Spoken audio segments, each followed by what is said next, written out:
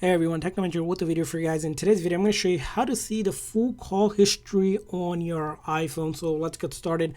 Now, simple and the easiest way to do it is by opening up your phone app and then going to the recent one. And you can see here, if you click on all, it should show you the list of all of your call history, the full list here. Now, sometimes you may not see it right away if you don't, or if you don't see the full list. What you need to do is go into your setting on your iPhone, click on your Apple ID account here, click on iCloud here, and then click on Show All, and then find the phone and FaceTime app. You want to turn this setting on. If it's off, it's not going to show you the list, where you're going to only limit it to a certain list. So you want to make sure that setting in the apps using iCloud is turned on so you can see the full history of the list.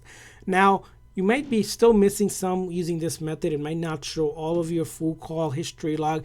In order to see the full one, you need to download the app and sign into the account for your carrier that you have. So in order to do that, most of the carriers have an app that gives you even much more log in terms of the call history. So just go to App Store. Let's say you have T-Mobile, right? Whatever your carrier is, search up that carrier, Verizon, AT&T. You're going to go ahead and get the app. And once you sign in the app here, now it's going to be different from each app, so it's hard for me to show you exactly. Each of the app has a usage basically, which will tell you your call log history. You just need to find it in your account. Again, each app is different. That's why I can't give you the exact step, but it will tell you exactly how many calls, even how much minute you talked with each. Either it's an inbounding call or an outbound call as well. So that's how you can get the full log of call history on your iPhone.